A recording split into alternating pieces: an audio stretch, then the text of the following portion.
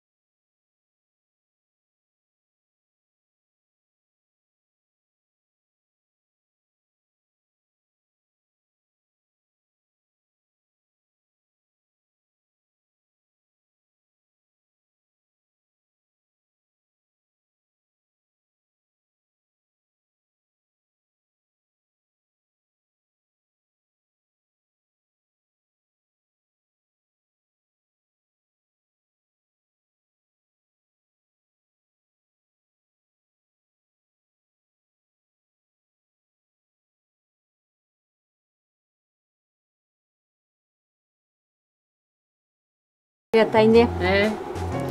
Ушу мен бар болгон үчүн үй бүлөм сакталып турат да.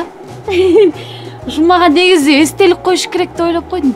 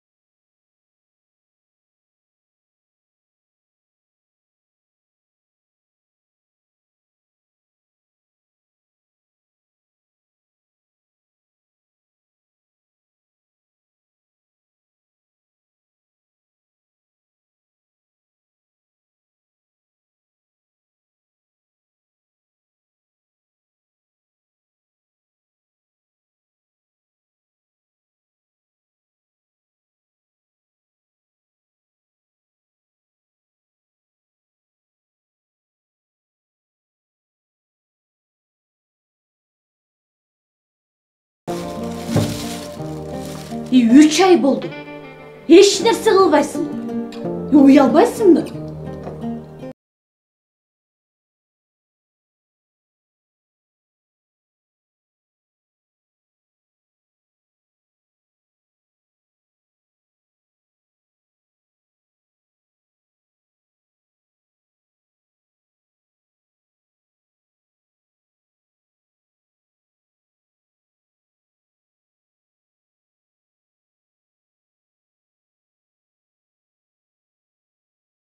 Акчаны таппасаңар, үйдөн чыгарам деп атат.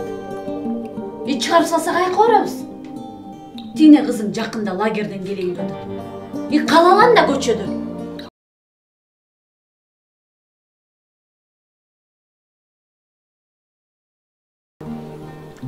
Sen birinden karıska sorap görüp dursun.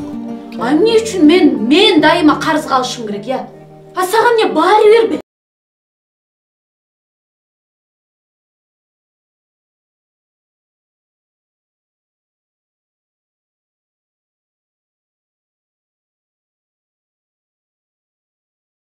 Тане,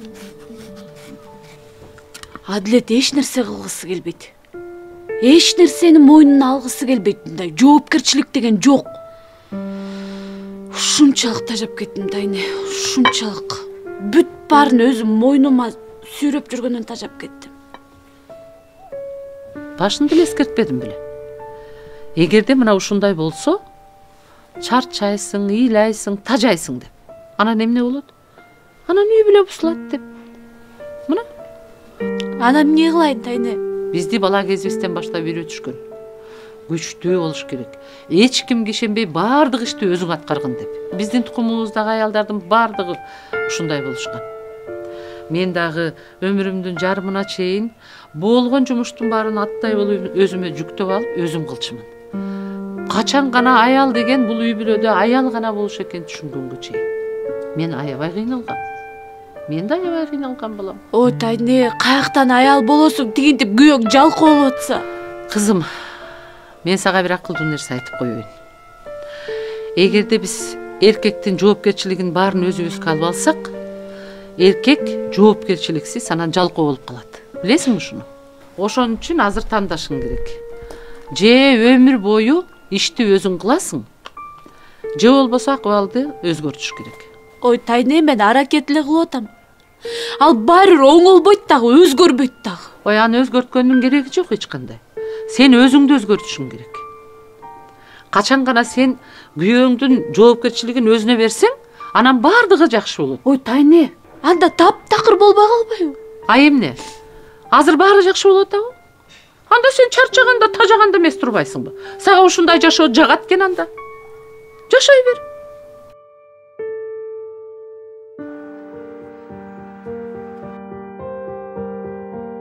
Же өмүр бою ишти өзүң кыласың, же болбосо акыбалды өзгөртүш керек.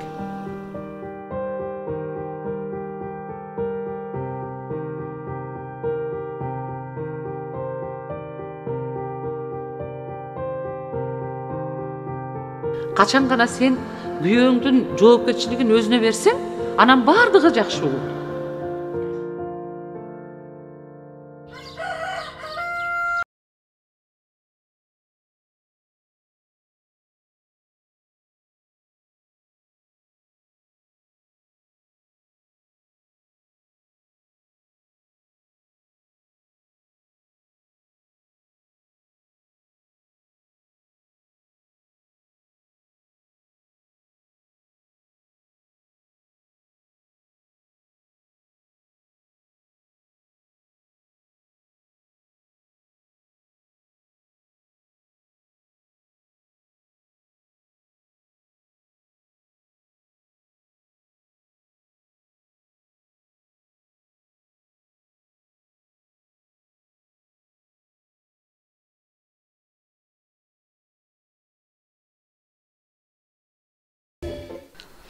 Men ойлогом seni. Карызга таап берип койду экен деп. Жок. Эми дагы кечиктирсек, даана көчөдө калабыз. А, сен эмне жумушка барган жоксуң? А мен отпускка чыктым. Бирок эмгек акыбызды бербей эле мындай эле жиберишти бизге. Кандайча эмгек акыбызды бербей эле?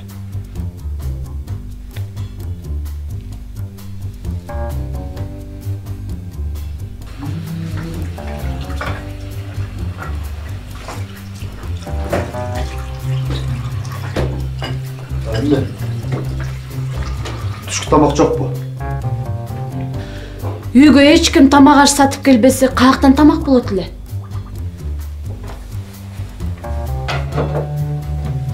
Анда эмне кылабыз эми? Баарын өзүнүн колуна ала турган менин күйөөм бар.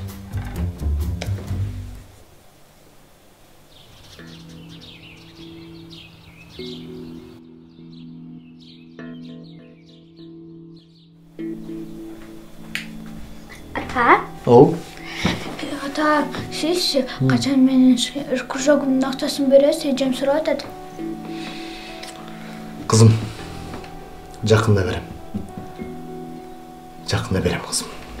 Макул, анда мен кеттим, макулбу? Макул. Сен сарсан албай барып билей бер, макулбу? Макул. Макул.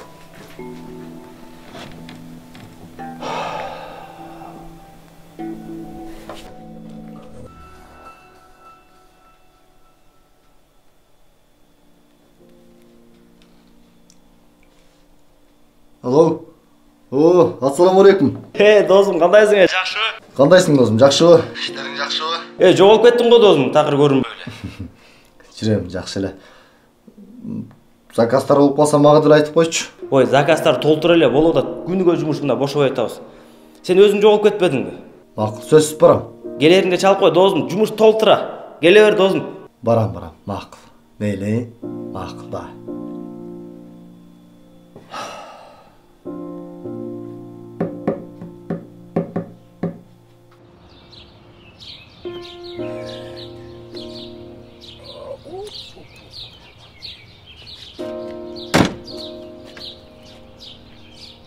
О, Темирбек байке. Ассаламу алейкум. Алейкумсалам. Кандай адилет? Жакшысыңбы? Жакшы, Кудайга шүгүр. Өзүңүз кандайсыз, жакшысызбы? Кудайга шүгүр, мамында. Ой, пенсияга чыгып эле иштеп жүрөсүз дагы эле. Эмне кылабыз эми? Үйдө отурганда эмне пайда? Анан көрө ушинтип бүлүп иштесең дагы майыңа да, наныңа да акчаң кененирээк жетип калат экен. Анан башка эмне кылабыз? Туура. Туура.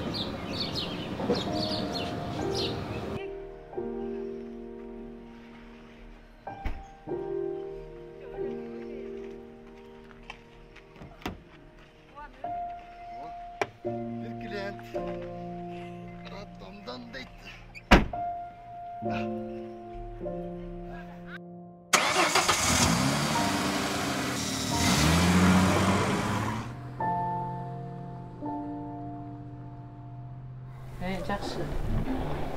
Ой, антип айтпачы.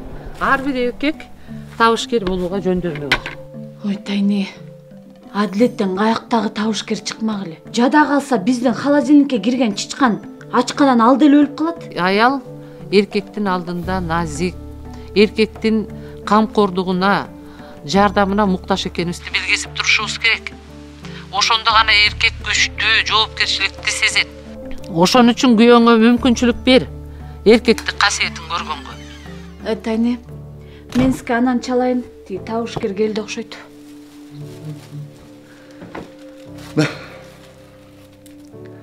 Оме?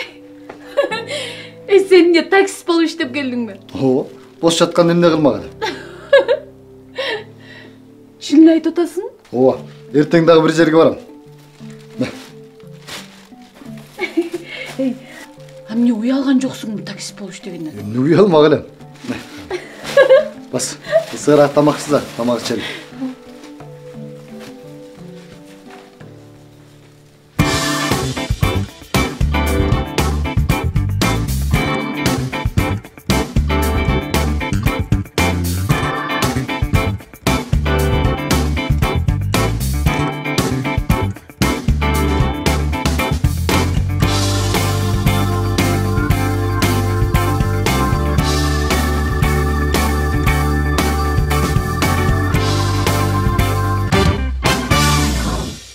Сайка сага рахмат. Дайыма карызга акча сурасам жок дебей берип турасың. Эми алып барып хозяйканын оозун жабайын. Ошент, ме. Алып барып бер. Эмне тиги Адилет иштебей эле? Иштеп атат. Өзүң билесиң дагы үмүттөнбөй эле коюш керек. Андан көрө өзүм төлөп койгонум жакшы. Мага да тынч. Рас болбоду сенден табылып калган. Алып барып берейин, кой, кеттим. Апа, шашып атасыңбы? Ооба. Жүр анда узат кой.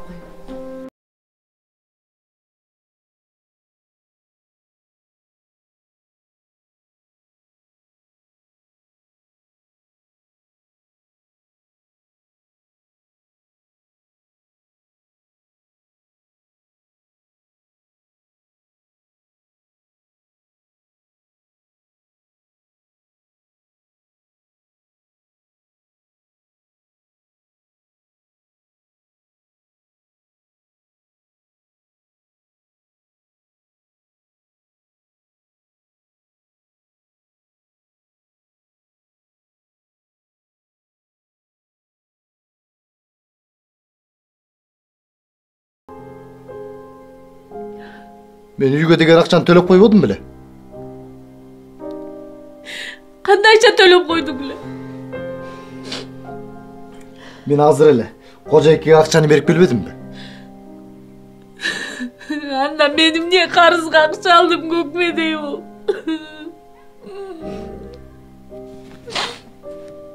Эмне үчүн сен мени менен кеңешкен жоксуң?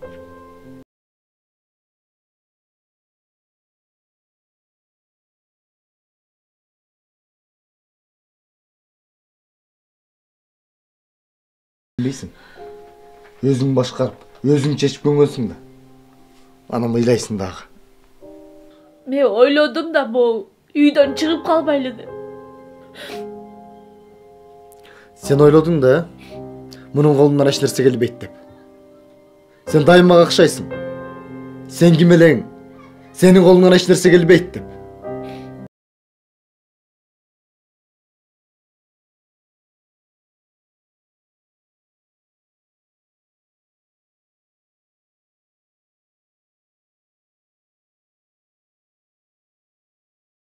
Oldu. Erkektin атын койдуруп албайсың өзүңө. Иә. Мага башкаруучу эмес. Мага жардамчы керек. Жардамчы аял керек.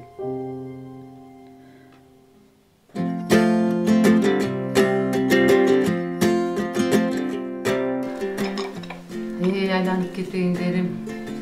Монча даражага жеткениңерге аябай кубанычым койнума батпай сүйүнүп атам эле. Апа, дайыма биздин жакшылыктарыбызга ортоктош болуп, кубанып жүрө бериңиз. Апа, билесизби? Менин 2 бригадам бар болчу. Ооба. Азыр болсо, менин 5 бригадам бар. Барган сайын ишканам чоңой эле баратат. А мен болсо Адилеттин ишканасы өркүндөгөн сайын, о Кудай, күйөөмө акылмандуулук бере көр. Эң мыкты жетекчи болсун деп эле жанында жүргөн жардамчы болуп калдым, апа. Мен мурда коркуп эле Адилетке таптакыр ишенчмескенмин. Адилеттин милдетин баарын өзүм мойнума алып алып, бүт баарым өзүм кылып. Азыр болсо Адилетке ишенем. Адилет өз милдетин өзү аткарат, мен өз милдетимди өзүм. Эч кандай уруш талаш жок, жыргап эле жашап калбадык, папа. Ой, бул Кудай деген эркекти үйдүн кожоюну, башчысы кылып жараткан. Буларга бийликти, күчтүү, акылмандуулукту, жоопкерчилик менен милдетти берген да. Үй бүлөсүн сүйүп, кам көрүп жашасын деп. Аял эмне? Аял болсо жардамчы эле болуш керек. Апа, сизге чоң рахмат. Дайыма биздин кеңешчибиз болуп, бизге кеңеш берип жүрөсүң, апа.